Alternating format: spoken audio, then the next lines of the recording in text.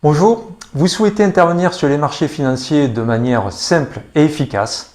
Eh bien, bienvenue sur Option Trading Tool, qui est une chaîne spécialisée dans les options et qui a pour but de vous faciliter le trading. Je suis Patrick, je suis développeur informatique et trader indépendant depuis plus de 10 ans et je me suis spécialisé dans les options. Donc j'ai donc marié ces deux activités et j'ai créé des algorithmes de trading qui aujourd'hui m'envoient directement dans ma boîte email les opportunités de trading. Donc si vous souhaitez vous aussi bénéficier de cette opportunité et de ces programmes et en plus d'en bénéficier gratuitement, je vous donne rendez-vous à la fin de cette vidéo et vous aurez ainsi tous les éléments qui vous permettront de bénéficier de cette offre gratuite. Donc voyons voir maintenant dans la vidéo ce que les opportunités de trading qui ont été générées par ces algorithmes ont réalisé et produit sur le marché.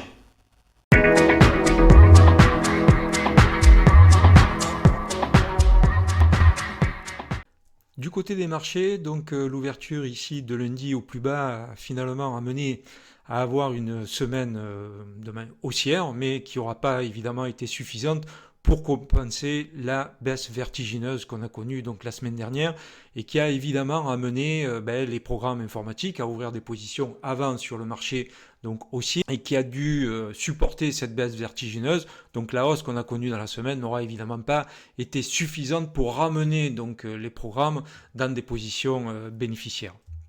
Et on le comprend d'autant mieux lorsqu'on regarde le graphe du VIX où on est passé d'environ à peu près 17 à 65, c'est-à-dire 4 fois le niveau auquel on était. Donc forcément, quand on a des stratégies qui vendent des options et qui donc jouent la baisse de la volatilité, forcément, quand on a de telles stratégies sur le marché et qu'on se prend une telle hausse de volatilité, parce que c'est quelque chose que j'ai jamais vu, dans la journée, on est passé de 23 et quelques à 65, c'est-à-dire 3 fois le niveau, c'est-à-dire 200% de hausse dans la journée.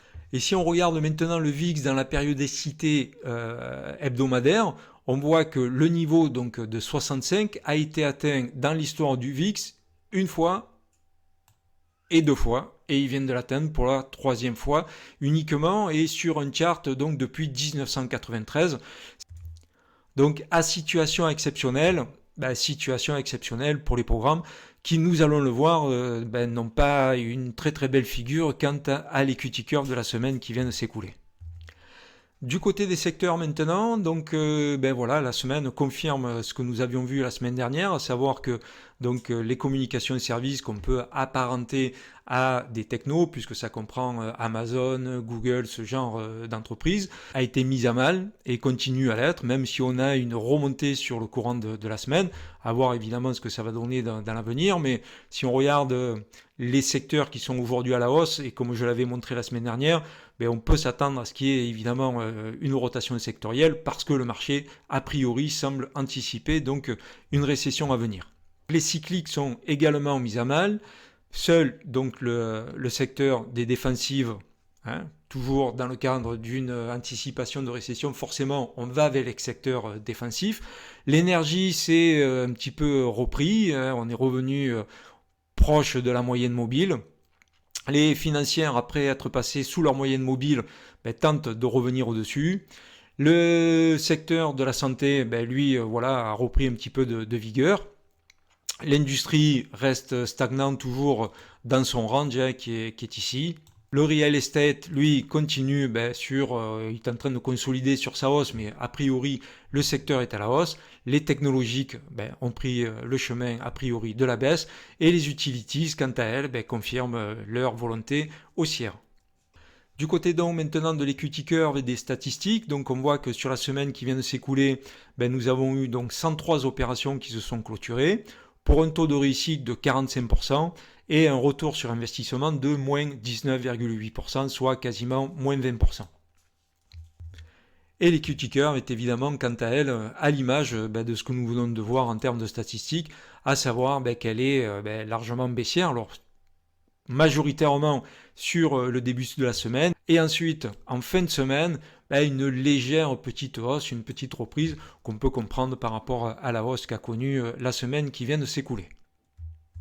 Donc au niveau des statistiques, il semblerait que les algorithmes aient pris en compte le changement de marché auquel on semble avoir affaire, puisqu'on voit que alors que les puts credit spread qui sont ici et les call debit spread qui sont ici étaient à eux deux représentaient 80% de l'ensemble des trades qui étaient ouverts jusqu'à présent.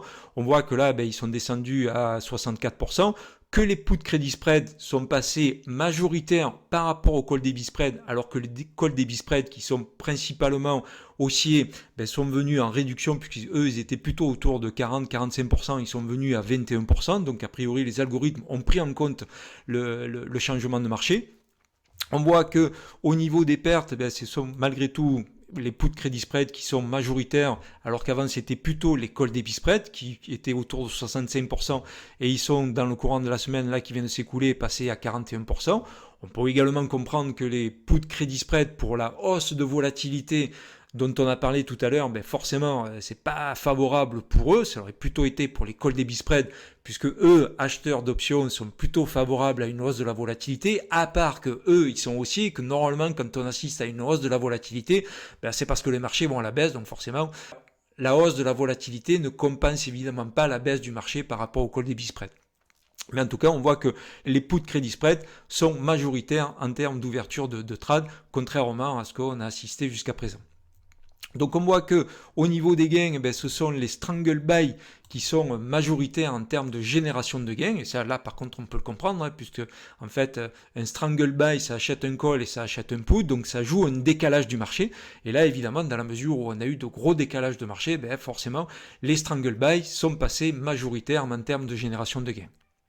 Et donc, ça transparaît également en termes de taux de réussite, puisque les strangle buy ont 100% de taux de réussite, avec en plus des returns de 128%, ce qui est évidemment une performance exceptionnelle.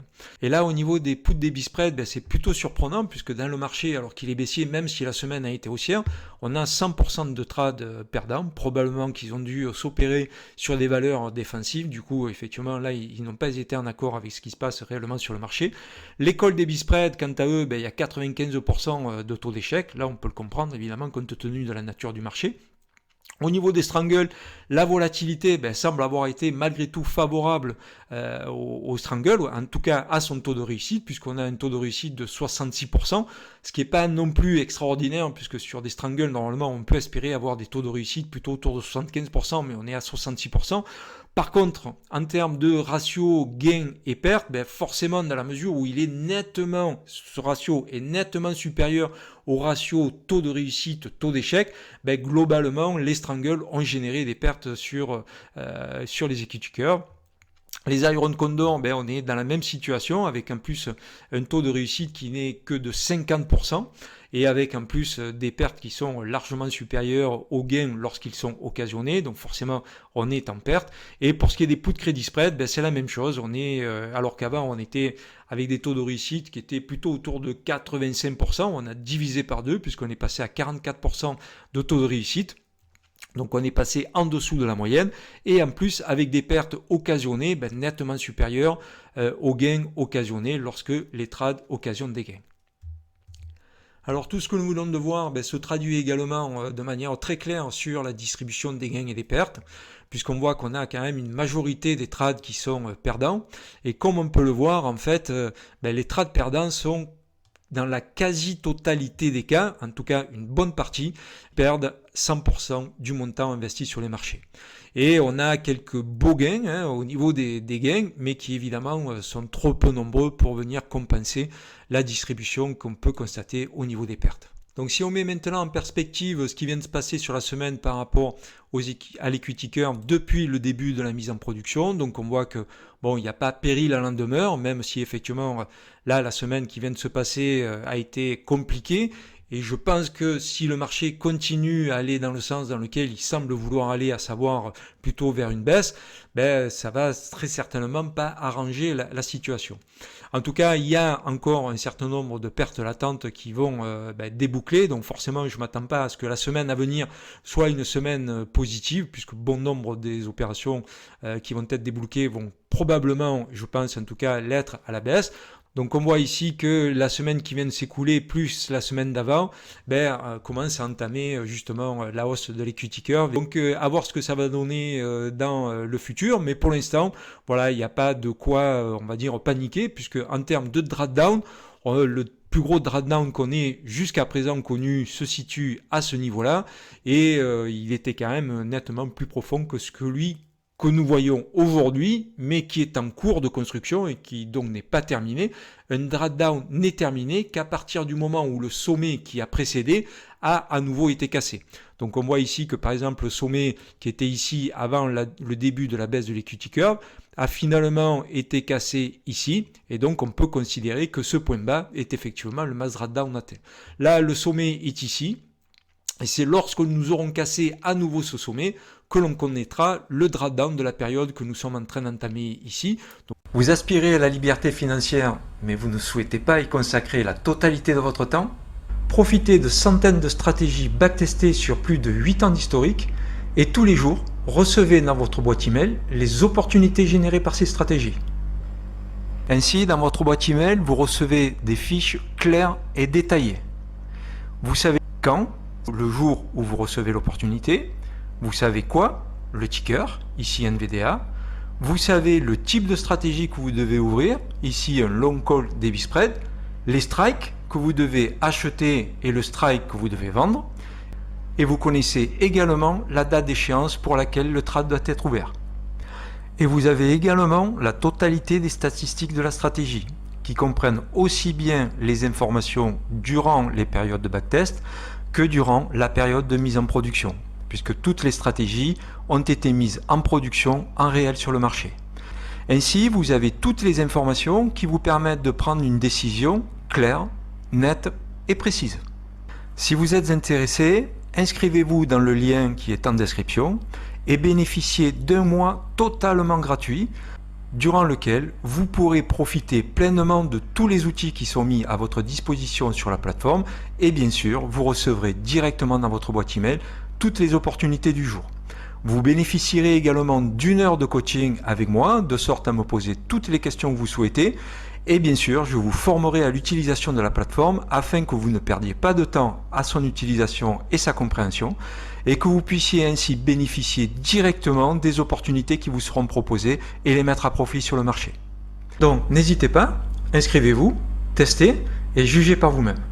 Et quant à moi, je vous dis à très bientôt. Merci d'avoir suivi cette vidéo jusqu'au bout. J'espère évidemment qu'elle vous a plu. Si vous avez des questions ou des commentaires, évidemment, n'hésitez pas à les laisser en dessous, à vous abonner à la chaîne, à cliquer sur la cloche pour être notifié des nouvelles vidéos que je mettrai en ligne, à vous abonner à la chaîne. Et quant à moi, je vous dis, en tout cas je l'espère, à très bientôt.